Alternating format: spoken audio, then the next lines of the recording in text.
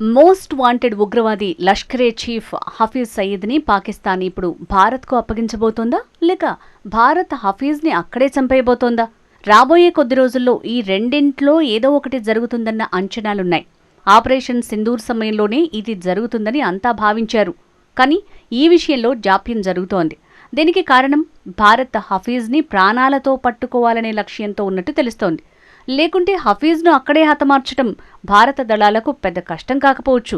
ఎందుకంటే లాహోర్లో హఫీజ్ ఉన్న ప్రాంతం భారత సరిహద్దుకు దాదాపు 40 కిలోమీటర్ల దూరం మాత్రమే.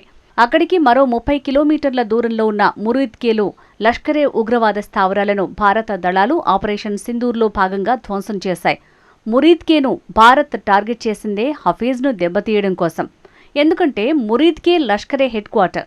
ఇక్కడే కశ్మీర్ పాకిస్తానీ యువతకు శిక్షణ ఇస్తారు. అయితే బయటికి మాత్రం జమాత్ ఉద్ దవా అనే స్వచ్ఛంద సంస్థ ముసుగులు కార్యకలాపాలు సాగుతాయి.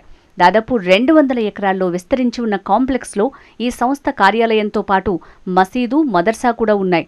రహదారిపైనే ఉన్న ఈ స్థావరం వ్యూహాత్మకంగా లష్కరేకు కీలకమైంది. హఫీజ్ ఇక్కడే ఎన్నో ఉగ్రమూకలను తయారు చేసి భారత్లో అమాయకుల ప్రాణాలు తీశాడు. అందుకే భారత దళాలు ఈ ట్రైనింగ్ సెంటర్ను టార్గెట్ చేసి హఫీజ్ని చావు దెబ్బతీశాయి. ఏ ఉగ్రవాద సంస్థ నాయకుడికైనా తన చుట్టూ ఉన్నవారే బలం.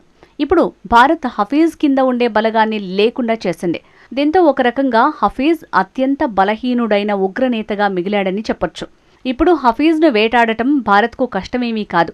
ఎందుకంటే హఫీజ్ ఇప్పుడు ఎక్కడున్నది, ఎలాంటి భద్రతలో ఉన్నది అంతా భారత దళాలకు పూర్తిగా తెలుసు. పైకి అతడు జైల్లో ఉన్నాడని పాక్ ఎంత చెప్పినా ఆ దేశ రక్షణలోనే ఉన్నాడని తెలుసు. ఆ మధ్య ఇండియా టుడే ఏకంగా అతడి నివాసానికి సంబంధించి ఉపగ్రహ చిత్రాలనే బయటపెట్టింది. లాహోర్లో జనావాసాల మధ్యే హఫీజ్ ఎలా జల్సాగా జీవిస్తున్నాడో తేటతెల్లం చేసింది.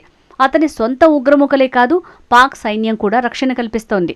ఇంత తెలిసిన తర్వాత భారత్ హఫీజ్ని వదిలిపెడుతుందా? ఖచ్చితంగా టార్గెట్ చేస్తుంది.